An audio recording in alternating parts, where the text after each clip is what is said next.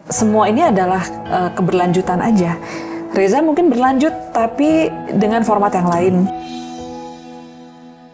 Fisiknya sudah bersatu dengan alam gitu kan, sehingga kapanpun aku melihat air laut, oh ya berarti ada dia di sana. Secara hati dia ada di dalam kenangan. Setiap kenangan yang aku punya, ya dia ada di sana.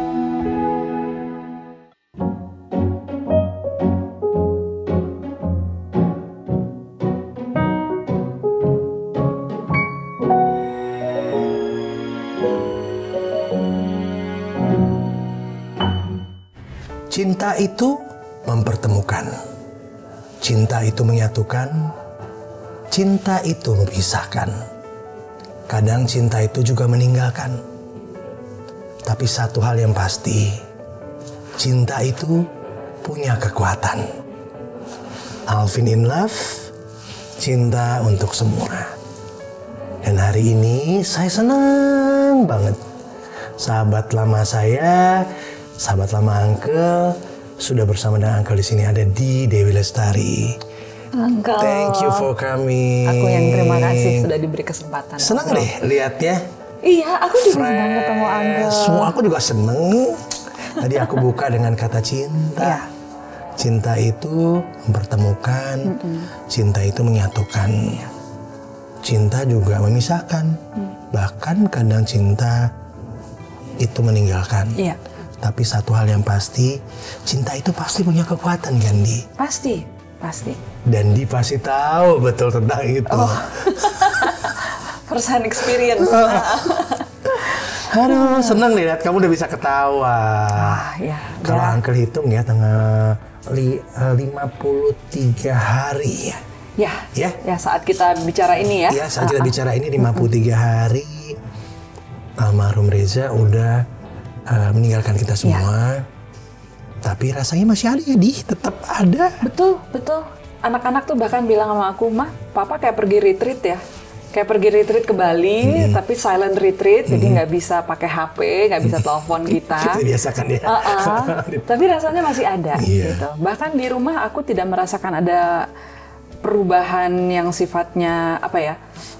Ya tentu dia nggak ada, tapi tidak ada tuh yang rasanya rumah menjadi berbeda, angker atau kemudian jadi serem, jadi kan ada ya kadang-kadang perasaan seperti itu ketika tapi ada. Tapi Reza mana bisa kita bilang angker, nah, makanya itu. Mukanya nentermin begitu gitu. Makanya di rumah juga kayaknya kok suasananya masih menenangkan, masih menjadi tempat buat kita recharge, tempat kita pulang, dan aku merasa ya karena di situ masih terasa energi Reza sangat kuat gitu. Energi apa yang paling terbesar yang dirasakan? Kalau buat kami itu rasa rindu ya, dan kami juga merasa ya Reza merasakan hal yang sama, dan dia itu kan family man banget. Really? Jadi keluarga itu nomor satu buat dia, dan bukan slogan loh. Ini benar-benar dari mulai bagaimana dia menata hari dia, bagaimana dia kemudian menata prioritas dia, itu semuanya berpusat pada keluarga. Family. Gitu. Dan selama mungkin dia kan mulai tahu dia sakit tuh 3 tahun terakhir ya. Iya, betul. Dan itu dia mulai pelan-pelan adaptasi gitu. Jadi saya yang lebih aktif bekerja, dia yang kemudian take over ngurus anak-anak. Jadi dari mulai coaching mereka untuk hobi-hobi mereka, dari mulai nyanyi, main piano, musik, sampai kemudian kemarin Atisha sempat tergila-gila main catur. Itu Reza tuh yang jabanin. Wow. Dia main catur latihan tiap hari sama Atisha. Jadi kita kayak apa ya, semacam ada pembagian peran baru. Yeah. Switch ya, switch. Iya betul. Tapi di situ aku melihat bahwa wah, nih Reza ini family man banget, dan aku bilang sama anak-anak, kalian udah deh mendapatkan ayah terbaik gitu ya. Jadi walaupun seperti Atisha misalnya baru 13 tahun kan. Baru ulang tahun lagi. Baru ulang tahun pertama nggak dari Reza ya. Tapi aku bilang ya di sisi lain kamu sudah mendapatkan 13 tahun hidup dengan seorang ayah yang terbaik yang bisa kamu dapatkan. So kalau dilihat dari perspektif itu kamu sangat beruntung gitu. Dan ya itu nggak hanya aku omongin aja, tapi anak-anak sendiri juga merasakan. Ada di situ, merasakan sendiri, tahu. Iya. Ya. Di 14 years, 14 tahun hidup bersama dengan manusia yang luar biasa. Apa yang bisa di-sharing sama kita di sini? Aku belajar banyak sekali ya. Kita kan bertemu karena banyak kesamaan hobi, banyak kesamaan minat. Aku tertarik pada spiritualitas, Reza juga sama gitu. Dan ketika kita bertemu itu, kita menemukan begitu banyak kesamaan yang membuat kita bisa saling membangun gitu. Namun pada saat waktu berjalan, kita juga menemukan hal yang lain, bahwa kita ternyata sangat berbeda. Jujur. Jadi kenapa aku bisa bilang aku banyak belajar sama dia? Karena satu yang ini wanita alfa soalnya. Iya nggak ya? Aku nggak tahu sih. Ini cuma tapi banyak hal yang beda. Jadi dari bagaimana cara kita dibesarkan, dari bagaimana cara kita menghadapi konflik misalnya gitu. Itu kan akan kelihatan tuh semuanya. Jangan gitu deh, dari cara menata ruang kerja. Aku tuh orang yang sangat rapih, aku senang beres-beres. Reza itu pikirannya tuh sangat tertata, dia tuh orang yang sangat sistematis. Tapi kamar kerjanya ya Allah, berantakan banget. Masa sih? Serius. Iya, aku belum pernah tahu nih. Jadi aku tuh ya salah satu pertengkaran kecil kita hari-hari itu adalah kalau aku ngeberesin barang dia, gitu. Dan aku juga paling sebel kalau dia udah mulai berantakan lagi gitu kan, kayak gitu-gitu. Tapi kita menemukan banyak perbedaan, dan yang paling berharga adalah bagaimana Reza mengajarkan aku untuk menghadapi konfrontasi itu. Nggak apa-apa beda, nggak apa-apa kita ribut, tapi kita selesaikan gitu. Dan dalam setiap solusi masalah ataupun sebuah masalah atau isu kita selesai, itu pasti ada pembelajaran baru. Kamu lebih tahu aku lebih tahu kamu gitu. Bahkan lebih dalam tahunya. Benar. Dan percaya atau tidak, dialah pasangan yang aku paling banyak bertengkar. Aku tuh banyak banget ribut sama dia. Tapi segala hal, karena Reza itu sangat sensitif. Dia nggak bisa misalnya lupain aja deh, nggak bisa. Dia akan kejar itu sampai selesai. Tapi dari sana aku banyak belajar bahwa ternyata nggak apa-apa ya punya konflik. Konflik itu tidak berarti permusuhan. Konflik itu tidak berarti perpecahan. Konflik itu adalah way out untuk mencari sebuah penyelesaian. Jika kita bisa melewati itu, kita akan punya pemahaman yang lebih dalam. Proses. Tapi jika kita tidak melewati itu dengan baik, itulah baru bibit perpecahan akan terjadi. Tapi konfliknya sendiri, it's okay to have konflik. Nggak apa-apa kamu nggak setuju sama saya, nggak apa-apa saya nggak setuju sama konflik kamu. Itu ya. Betul, konflik itu adalah sebuah challenge yang harus kita lalui gitu. Buat aku itu sih nomor satu ya, pelajaran pertama. Bagaimana jangan hindari konflik, rangkul perbedaan, selesaikan, cari titik tengah itu sampai ketemu. Jangan menyerah di tengah jalan. Itu prinsip Reza. Yang kedua adalah etos kerja. Reza itu orang yang sangat profesional, sangat rapih dalam bekerja, dan aku belajar banyak dari dia. Sistematis. Dan dia itu membantu manajemenku dalam ya mungkin 3 tahun terakhir dia lebih involved gitu ya. Wah, itu ilmu yang dia dapat dari aku, bagaimana menghadapi klien, bagaimana membaca kontrak. Semua orang kalau kerja bareng sama Reza selalu komentarnya sama. Ini teliti banget ya. Wah, kontrak tuh biasanya nggak pernah dibaca kan, gitu. Kalau dia sampai kita anggap sama kan, kurang lebih. Wah, dia sampai teliti banget. Dan di situ aku juga jadi belajar untuk teliti, untuk antisipasi gitu. Sesuatu yang aku tidak seperti itu sebelumnya. Gitu. Lessons need to be learned dan dijalanin ya, ya kan dengan penyatuan tadi, ya kan gitu loh. Reza, Reza kan orang yang sangat banyak membantu orang ya. Semua aku posting waktu pas Reza berpulang gitu loh. Aku dapat dari Maya Hasan kan, kemudian semuanya pada nanya segala macam apa ya segala macam dan akhirnya jadi kebuka gitu. Kita tahu Reza banyak teman, banyak sahabat, baik deket sama semua. Tapi ini bener-bener, dia pasti lebih tahu deh. Itu sampai gitu kan, gitu loh. Sampai overwhelmed. Karena gini, Vin, Reza itu kan pekerjaannya sebagai terapis. Ada ikatan confidentiality ya. Jadi segala sesuatu yang dia kerjakan di ruang prakteknya itu dia rahasiakan. Tentu dia tidak pernah cerita ke aku siapa kliennya dia, apa kasusnya. Jadi kadang-kadang orang-orang mungkin nggak tahu itu. Begitu ketemu aku, mereka tiba-tiba cerita masalahnya karena merasa pikir udah tahu Reza istrinya udah kan. tahu. Padahal aku nggak tahu apa-apa sama sekali. Profesional banget. Jadi justru ketika dia berpulang lah, itu banyak banget orang, aku tuh ketemu Reza. Terus, oh kamu tuh kliennya gitu loh.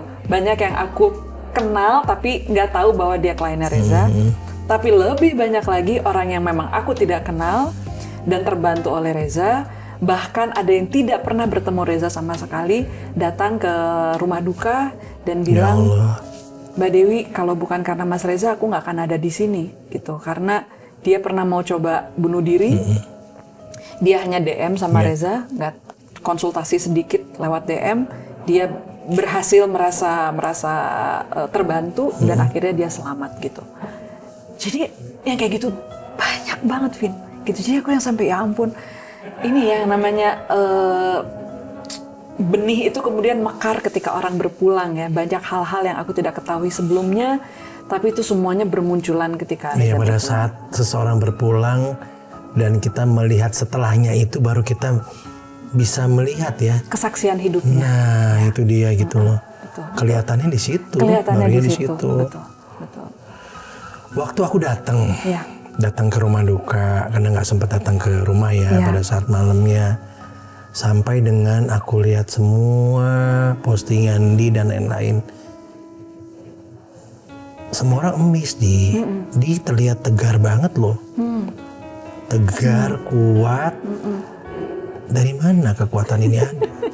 Aduh, jujur sebenarnya aku tidak tahu persis dari mana ya Vin ya, tapi ini hanya sesuatu yang kita bisa nilai ketika kita udah kilas balik gitu. Jadi memang butuh jeda waktu untuk bisa melihat ke belakang. Dan kalau aku lihat dari titik sekarang, Reza itu mempersiapkan kepergian itu dengan rapi ya. Jadi dari 3 tahun dia sakit, dia udah bilang sama aku, ya, dia kan terjadi penurunan fungsi ginjal. Jadi dia bilang ini tuh akan terjadi sekian kemungkinan gitu. Mungkin dari bawaan sistematisnya dia sudah langsung mengantisipasi gitu. Dan dia bicara sama aku, bicara sama anak-anak. Pokoknya dia bilang saya akan berusaha terus untuk bisa sembuh. Tapi jika sampai saya nggak sembuh gitu, kita mulai bicara masa depan kita seperti apa. Dia ngomong gitu? Ya.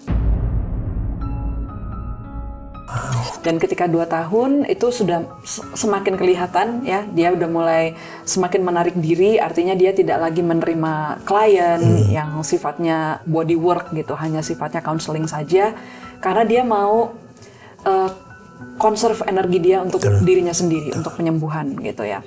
Jadi aku udah melihat tuh selama 2 tahun pola hidupnya sudah berubah. Dan jujur sama Reza tuh, sorry ya, ngomong kematian itu udah bisa jadi kayak kita bercanda gitu loh. Nanti kalau saya nggak ada, gini-gini loh gitu. Dan ambil ketawa gitu. Termasuk dia membuat lagunya itu kan dari 2 tahun 2 bulan sebelum dia pulang. Dia sudah punya perasaan itu. Yang berpulang itu tapi yang selalu di sini. Selalu di sini. Yang selalu di sini. Jadi dia sudah menuliskan lagu itu 2 tahun lalu itu. 2 tahun 2 bulan sebelum dia berpulang, dia udah nulis itu. Dari mana coba gitu kan? Pasti aku rasa secara subconscious kayaknya dia sudah sign-nya udah terhubung dengan situasi itu gitu. Dia mungkin sudah mendapatkan petunjuk, sudah mendapatkan firasat dan sebagainya gitu ya. Karena aku tahu sebenarnya kan tubuh kita mengirimkan isyarat. Dia mengirimkan sinyal gitu, dan sinyal itu yang barangkali diterjemahkannya sebagai sebuah firasat gitu kan, sebuah intuisi. Nah, jadi ketika kemudian dia memutuskan lagu itu dia produksi, terus dia mau kasih ke teman-teman dekat saja, ya udah tuh dia kasih tuh teman-teman dekat. Taunya di ulang tahun dia di tahun 2022 ini yang ke-46, dia ngomong sama aku, kok aku nggak mati-mati ya gitu. Terus udah deh, aku publish aja lagunya.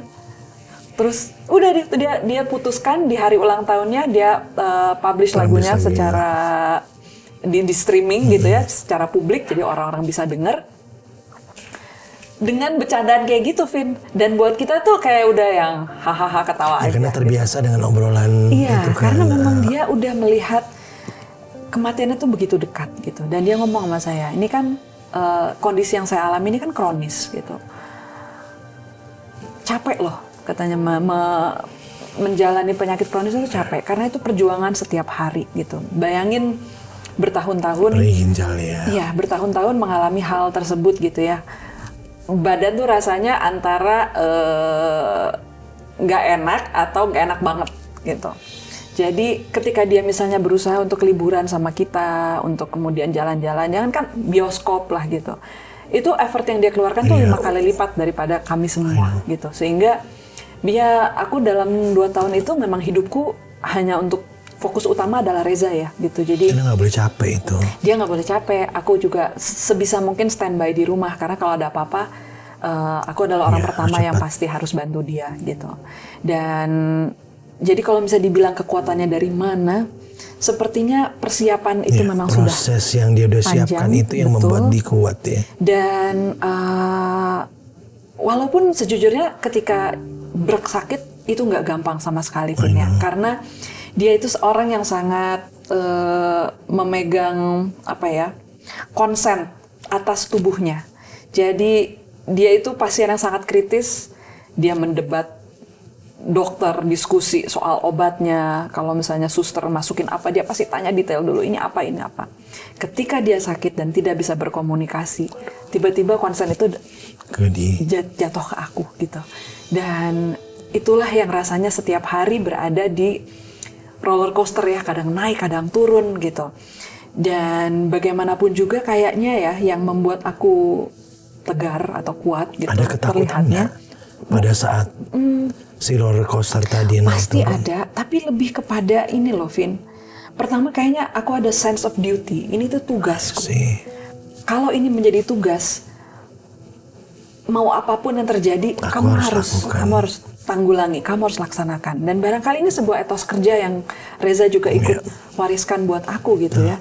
Aku bisa menjalani hari demi hari karena aku tahu kalau aku menjalaninya dari kacamata emosi semata, gak bisa, pasti tumbang gitu. Karena terlalu sakit melihat orang sekuat itu, secerdas itu, sebrilian itu sakit terbaring tak berdaya, nggak bisa berkomunikasi gitu. Kalau aku hanya melihatnya dari sana aja, hancur lah Vin. Orang tiap masuk ICU cuma bisa nangis kok, karena nggak bisa ngapa-ngapain, nangis gitu.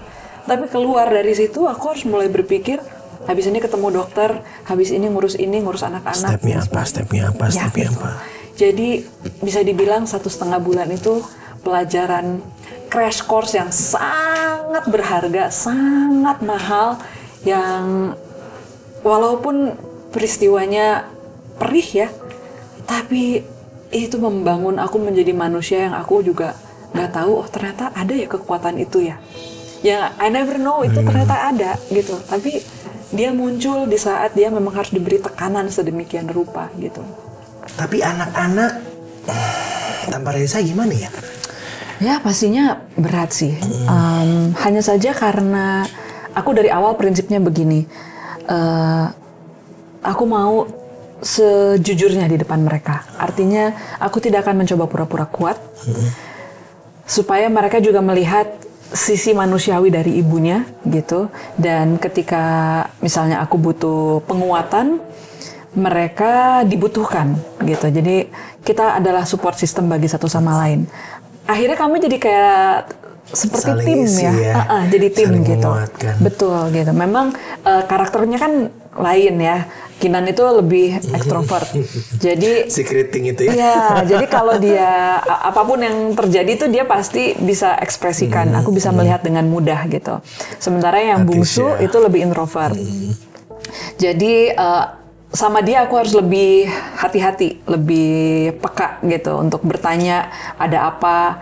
Karena barangkali kalau di Atisha nih jatuhnya misalnya jadi aduh mah aku jadi kurang motivasi buat belajar gitu loh. Jadi tidak langsung efeknya gitu. Nah itu yang memang perlu diperhatikan. Tapi yang jelas prinsipku itu, banyak yang ngomong, wih lu pokoknya di depan anak-anak lu mesti kuat. Tapi justru aku merasa di depan mereka aku harus tampil apa adanya gitu, karena mereka lah yang paling mengerti apa yang aku alami. Akulah juga yang paling mengerti apa yang mereka alami gitu. Jadi kita saling membantu aja, kita saling mendukung. Justru gitu. Itu yang bikin kita kuat ya. Karena kita tahu ada support system yang nguatin kita gitu loh. Benar. Dan mereka tahu mamanya pun butuh mereka gitu. Aku bukan manusia super yang kemudian bisa menghandle segalanya dengan selalu kuat, dengan selalu tangguh gitu. Gak sedih, Wi. Sedih, Vin. Aku lihat yang Zoom-nya itu, Zoom itu kan penuh dengan dari ketawa, ngapain ditutup dengan pecahnya yang barang-barang itu loh. Wah, gitu kayak gitu. Sedih, tapi gini loh, apa namanya? Jadi kayak ada aku merasa ya ada kayak dua sisi. Pertama sisiku yang memang ini pertanyaan bego sih ya. Nggak sedih, Wi. Harusnya kan masih sedih gitu ya. Tapi lebih begini ya, sedihnya itu kalau mengingat dia sakit ya. Tapi kalau misalnya mengingat bagaimana ketika dia hidup, ketika dia masih sehat dan baik-baik saja, itu lebih kepada rindu, lebih kepada kehilangan, ya, lebih kepada kangen. Tapi juga ada rasa lega karena aku tahu dia sudah tidak lagi terikat dengan urusan duniawi ini, dia sudah terbebas dari rasa sakitnya, itu membawa kelegaan gitu. Sebenarnya kayak rujak, Vin, campur-campur rasanya tuh macem-macem. Dan kadang-kadang dia datang sekaligus, kadang-kadang satu-satu gitu ya. Kalau nangis ya berarti ya udah nangis aja gitu ya, karena mungkin sedihnya yang lagi datang. Dan jujur sebenarnya justru urusan-urusan duniawi yang kemudian membuat kayak apa ya, semacam tamparan realitas gitu. Kayak ketika harus ngurus kartu keluarga. Dengan dia tidak ada lagi tercantum di kartu keluarga. Yes, aku harus mengubah status di KTP-ku. Yang kayak gitu-gitunya. Yang kemudian lebih, ya ampun ini ternyata apa ya, ini loh gigitan realitas menggigit tuh di sini nih gitu kan. Dan ketika misalnya dan ketika aku harus membereskan barang-barang dia, karena kan dia punya banyak barang-barang akupunktur yang aku tahu kalau aku simpen nggak terlalu banyak gunanya, lebih baik digunakan oleh rekan-rekan dia gitu kan. Tapi di situ kan kita harus milah barang gitu ya, satu-satu berhadapan lagi dengan berbagai macam memori dan perasaan. Tapi bagiku itu terapi juga sih, Vin. Kayak hadapin loh gitu. Itu tadi kan, semua barang itu hadapi. Ini pun dihadapi. Hadapi kesedihan itu, hadapi rasa kehilangan itu. Dan kadang-kadang ketika ngeberesin barang, gue bisa berhenti untuk menangis atau narik napas panjang berkali-kali karena aduh ya kangen banget ya gitu. Atau jadi melihat bagaimana mengingat dia menimba ilmunya dulu gitu ya, terus mewujud jadi sebuah buku atau mewujud jadi sebuah kumpulan jarum akupunkturnya gitu. Itu kan semua adalah perjalanan hidup dia gitu, yang kemudian aku harus sentuh, aku harus rasakan lagi, ingat lagi gitu. Kenangan apa yang nggak akan mungkin bisa dilupakan dari Reza? Begitu banyak kan? Terlalu banyak ya, Vin ya. Single tadi. Itu yang aku mau cerita sebenarnya. Ya, kalau Reza menulis lagunya selalu di sini 2 tahun 2 bulan ya sebelum dia berpulang. Sebelum dia stroke 6 hari ya kurang dari 1 minggu. Itu aku tiba-tiba dari ngobrol sama dia. Aku ngomong sama dia di meja makan. Waktu itu kami ada kedatangan tamu juga, seorang arranger dari Bali. Kami ngobrol, kok belum ada ya lagu yang mengapresiasi rasa duka, kataku gitu. Kan orang berduka itu pasti dibilangnya kuat ya, tabah ya. Dan kita tahu kita akan tiba di titik itu pada akhirnya. Tapi sebelum mencapai titik itu, kita kan ingin merasakan kedukaan itu seada-adanya gitu. Dan itu suatu fase yang mana orang di luar kita mungkin sulit memahami. Gak ada yang bisa mengukur rasa duka kita itu seperti apa gitu.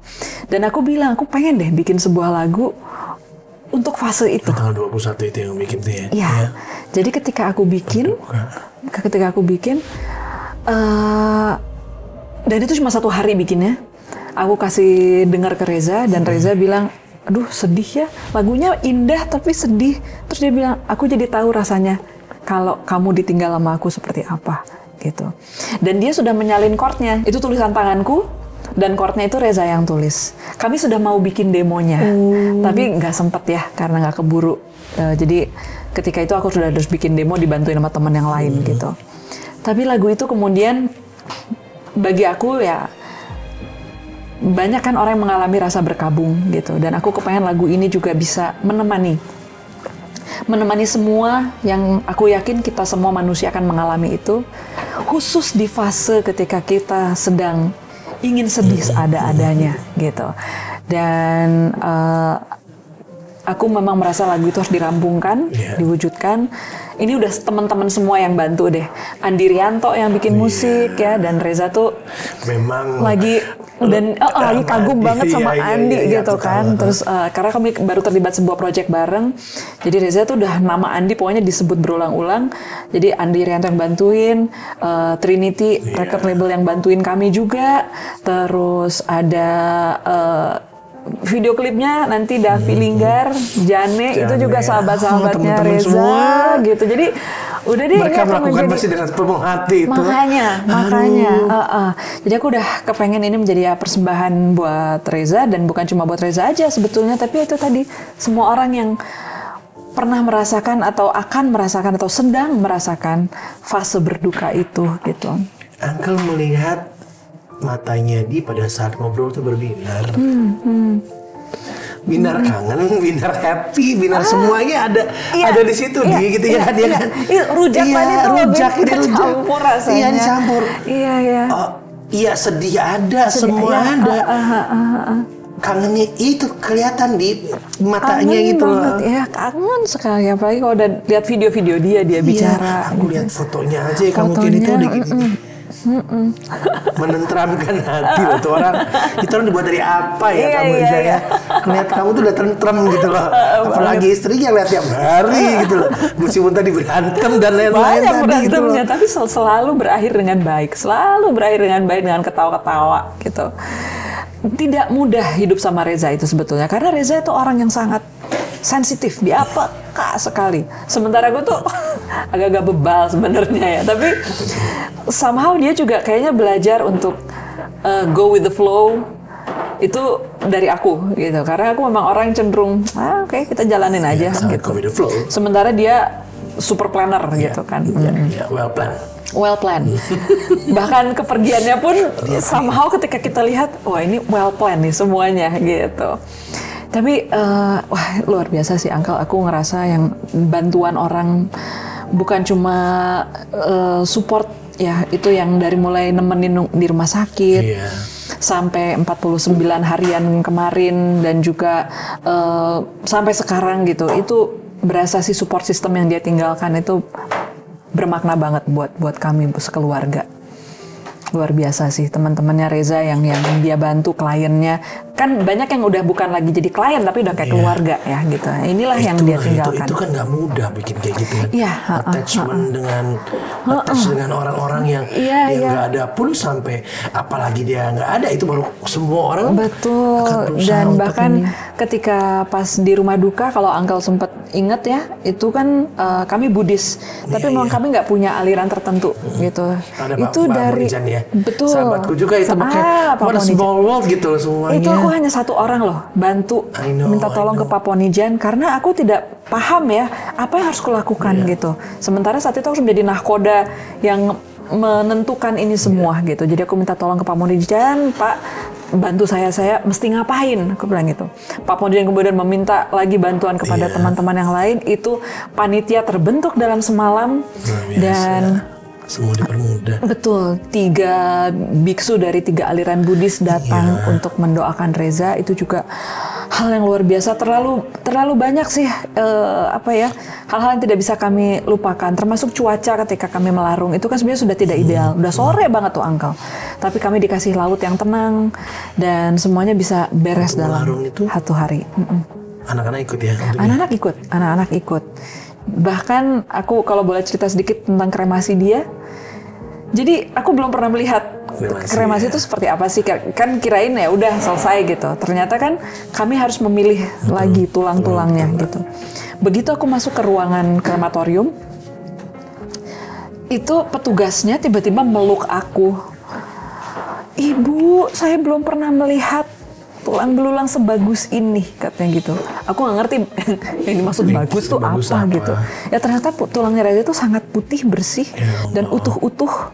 Sampai tengkorak itu katanya paling bagian yang paling mudah hancur. Itu masih utuh. Masih utuh. Bahkan kepingan yang waktu dia dioperasi kan, ketika dia stroke dia sempat dioperasi, diangkat sedikit gitu ya, batok kepalanya. Itu pun masih utuh, ada di balik bantal. Bantalnya tentu sudah nggak ada, tapi di balik itu masih ada penampakan itu utuh. Jadi dia tuh bilang, saya 15 tahun kerja di sini, saya belum pernah melihat seperti ini gitu. Pokoknya itu yang setiap hari selalu ada kejutan-kejutan manis dari Reza gitu. Ya bisa dibilang dan kami sangat beruntung buat kita gitu ya. Apa yang kita lakukan ya akan itu dia. Benar. Gitu loh. Jujur ya, Uncle, perspektifku terhadap hidup berubah banget. Ya tadi kita sempat bicara ya. Ketika kita bersentuhan dengan kematian begitu dekat ya, itu kita balik lagi ke hidup tuh ada sesuatu yang berubah dan kita nggak bisa undo itu, nggak bisa kita cancel balik lagi ke aku yang lama, nggak bisa. Pandangan kita berubah untuk selamanya gitu. Dan in a way mungkin orang melihat bahwa wah, tapi kamu kok jadi nanti nggak semangat gitu hidup. Aku bilang, aku tetap menjalani hidup dengan semangat. Hanya saja aku bisa melihat bahwa hidup tuh gini aja ternyata gitu. Jadi nggak usah terlalu berlebihan. Iya. Apa yang kemudian itu chapter ya. Bener. Nggak usah terlalu banyak membuat ikatan di sana sini gitu. Karena pada akhirnya kita harus melepas itu semua gitu. Jadi kayaknya sekarang kalau aku melihat pekerjaanku, ya tentu pengen sih ingin terus berkarya, tapi kayaknya nggak mau ngoyo lagi gitu. Terus sekarang lebih penting ya my valuable time sama anak-anak, sama keluarga, sama teman-teman. Kita udah masuk chapter itu ya. Dan itu semua melalui pembelajaran yang nggak bisa kita ulangi. Itu tuh crash course yang sangat mahal gitu. Ya itu mahal sekali. Mahal banget. Proses yang kita dapatin yang nggak mudah dan mahal dan nggak bisa kita ulangi sama sekali. Ada 2 buku yang bantu aku, Uncle ya, waktu dan ini aku bacanya ketika aku di rumah sakit. Judulnya aja udah serem ya, Living is Dying. Itu buku yang ditulis oleh seorang Rinpoche dan aku baca itu dikasih teman, dan kebetulan karena digital aku bisa baca kan sambil nunggu di mana. Itu bagaimana Buddhism itu kan memang punya perspektif yang sangat realistis terhadap kematian ya, cenderung kering. Artinya hidup tuh lu nggak usah glorifikasi amat deh gitu. Pada akhirnya justru kematian itu jangan ditabukan, karena semakin sering kita merenungi kematian, semakin kita siap menjalani hidup. Jadi hidup itu intinya adalah proses kematian. Kembali ke situ. Living is dying. The moment we were born, sebenarnya we are dying already. Gitu ya. Nah, dengan membaca itu, dan ada satu buku lagi dari Thich Nhat Hanh, judulnya No Death, No Fear. Itu bikin aku sangat terbantu sih. Karena menurut aku No Death, No Fear. Jadi ketika perspektif kita berubah, akhirnya cara pandang kita terhadap kematian ikut berubah, cara pandang kita menjalani hidup ikut berubah gitu. Jadi kalau bisa juga ditanya apa yang membuat aku kuat, salah satunya adalah merangkul kematian itu sendiri sebagai satu konsep yang tak terpisahkan dari hidup gitu. Dan membacanya sebagai teori mudah ya, tapi ketika itu dia terintegrasi lewat proses menunggui seseorang yang sangat dekat dengan kita sebegitu intens, itu kayak kalimat itu kayak ditekan lama-lama masuk sampai akhirnya merasuk bahwa ya udah, kematian itu udah bagian dari hidup deh. Rangkul aja, jangan aku nggak mau, tolong beri sebentar lagi, nggak. Kapanpun, anytime, kalau memang sudah saatnya gitu. Pemahaman itu ya. Itu yang akan gitu. Antara membaca konsep sama dia terintegrasi ke dalam kehidupan kita itu yang berbeda. Kan mesti terintegrasi dulu baru kita pembenaman sih istilahnya. Iya. Lama-lama dia membenam dan bersatu dengan kita. Pada saat pembenaman itu ada, ya udah. Acceptance-nya ada, kita accept itu gitu loh jadinya. Wow, berat, tapi ya memang harus kita alamin. Chapter lah, kita udah masuk chapter yang lebih ini lagi. Senang gitu, tapi ya kita semua pasti berpulang kan ya, Wi? Ya, betul. Sooner or later ya. Satu cara ataupun cara lainnya. Gak tahu, aku melihatnya menyenangkan sekali loh keluarga kalian itu dengan dua keluarga yang ngumpul juga akhirnya kan gitu tetap harmonis semuanya. Apa ya gitu, menyenangkan gitu. Kan kita kenal lama dengan makan juga kenal lama gitu. Jadi dan itu berasa satu keluarga loh. Waktu pada saat itu Rima bantuin aku. Ngomong aja di langsung ini kan gitu loh. Rima bantu aku, dia udah kayak IO deh hari itu. Belum lagi ya adiknya Reza ya, Sharen, mamanya, keluarganya, anak sampai keponakan-keponakan kami gitu. Ya udah, itu berasa banget saling dukung, dan ternyata harmoni di saat seperti itu penting sekali. Tapi juga kami jadi rasanya semakin dekat. Jadi peristiwa ini juga semua ikut mendekatkan gitu. Iya. Itu ini karya Reza nih. Karyanya bener banget. Karyanya Reza banget. My God, dia bikin semua loh dalam hidupnya. Iya kan? Iya. Makanya aku selalu bilang, kalau kita mengumpul ya 49 hari, 7 hari, aku bilang ini sebenarnya kita merayakan hidupnya loh gitu. Tentu kita semua datang karena kita berduka dan sedih, tapi di atas itu semua sebenarnya kita merayakan kehidupannya. Kita merayakan apa yang sudah dia tabur di dunia ini, di kehidupan ini. Dharma yang udah ditabur gitu kan ya. Betul. Ya kelihatan akhirnya gitu. Iya. Dan itu yang akan kita belajar lah dari itu semua. Bener. Dikasih lihat jelas-jelas lah mata, apalagi istrinya sih, gitu. Beruntung banget. Aku sekarang melihat ya ini bukan masalah kuantitas tapi kualitas. Nggak apa-apa deh, aku nggak lama-lama gitu ya bareng sama dia, tapi aku ngerasa kualitas yang dia berikan lewat hubungan kami, lewat keluarga ini itu udah gitu kan ya. Wow. Begitu banyak. Rasanya kaya sekali. Itulah yang menguatkan kamu. Ya kan, membuat akhirnya jadi lebih kuat. Betapa beruntungnya si kualitas daripada kehidupan selama 14 tahun itu yang membuat dia bisa kuat kayak gini. Karena nggak mudah kan ya tentunya. Nggak, sama sekali tidak, tapi possible ya. Tidak mudah tapi possible untuk dijalani. Jangan kemana-mana kok nih. Ada di lubuk hati kamu yang paling dalam, yang paling indah. Jangan gitu, aku ngeliat Atisha, dia kan 50% Reza. Iya. Jadi bagaimanapun juga pas aku ngeliat, ya separuh dia adalah Reza. Kayak waktu papi nggak ada, bapakku nggak ada, aku kan paling mirip papi kan. Iya. Jadi nenekku cuma bilangin gak usah sedih, udah. Ada dia. Ini persis mirip, cuma beda warna kulit doang, satu coklat, satu putih, udah gitu loh. Oh iya kata mamiku gitu kan gitu. Jadi ya kayak gitu mungkin ya. Iya. Mungkin cuma kalimat-kalimat sederhana kayak gitu aja, tapi kalau kita pahamin betul, ya emang nggak kemana-mana. Nah, di dalam buku No Death No Fear itu ada konsep, dan ini memang konsep di dalam Buddhism, bahwa kehidupan dan kematian itu sebenarnya kan kontinuitas. Jadi semua ini adalah keberlanjutan aja. Reza mungkin berlanjut tapi dengan format yang lain, dan fisiknya sudah bersatu dengan alam gitu kan, sehingga kapanpun aku melihat air laut, oh ya berarti ada dia di sana. Kapanpun aku merasakan air hujan, itu mungkin dari uap air yang datangnya dari laut tempat dia pulang, aku merasakan dia. Jadi dia ada di mana-mana gitu ya, secara fisik. Secara hati, dia ada di dalam kenangan. Setiap kenangan yang aku punya, ya dia ada di sana gitu. So in a way sebetulnya iya ya, nggak kemana-mana. Ini adalah keberlanjutan aja gitu. Kita mengasihi diri kita sendiri sebetulnya ya. Yang berat itu yang ditinggalkan sebetulnya. Ya. Iya betul. Tapi kan bagaimana kita berdamai dengan itu semua. Inilah menurut aku pendewasaan kita sebagai manusia gitu. Dan kita bisa memilih mau berlarut-larut dalam kedukaan, tapi kita juga bisa memilih kita dibangun oleh itu semua. Gitu. Buku berikutnya apa ya? Sejujurnya Vin, aku belum kebayang loh. No about this gitu loh. Ya, kamu gak terbayang mungkin. Aku kebayangnya, ini luar biasa banget yang bisa Justru kayaknya sekarang kerjaan fiksiku aku menjadi nggak kebayang. Iya. Aku nggak lihat itu ya, maksudnya itu kan Dewi banget, Dedi banget.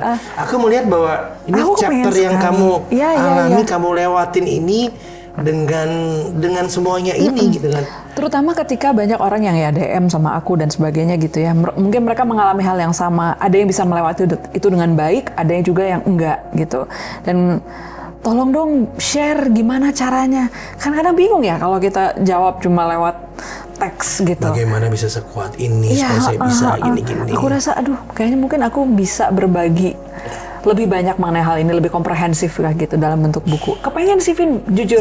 Karena bagiku ini juga salah satu cara terhubung dengan Reza. Iya, iya gitu. Malah aku nggak ngeliat ke yang fiksi Ini bentar lagi dari cara kamu bertutur, kamu ngomong kayak gini kan. Aku malah merasa ini ya itu tadi cara aku terhubung dengan Reza bisa dengan menuliskan sesuatu tentang pengalaman ini gitu kan, pengalaman mengantarkan dia.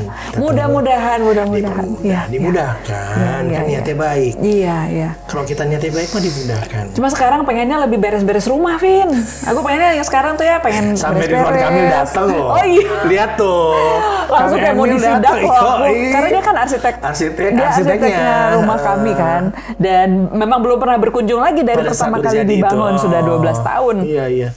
Jadi pas dia datang tuh yang langsung rapi-rapi karena takutnya, rumah saya, rumah karya saya. Nyanyi dikit dong lagunya. Yang mana? Yang kamu kirim ke aku. Aku sampai dengerin kemarin tadi malam ya. Malam kan pulang agak malam tuh aku dengerin. Dia part dekat akhir mulai panas dikit matanya. Aku gini, enggak aku mau dia. Aku bilang kan ini indah banget. Iya. Boleh ya. Oke, minum dulu dikit. Iya. Indah banget nih itu lagu. Makasih. Jadi kayak gini. Izinkan aku, biarkan aku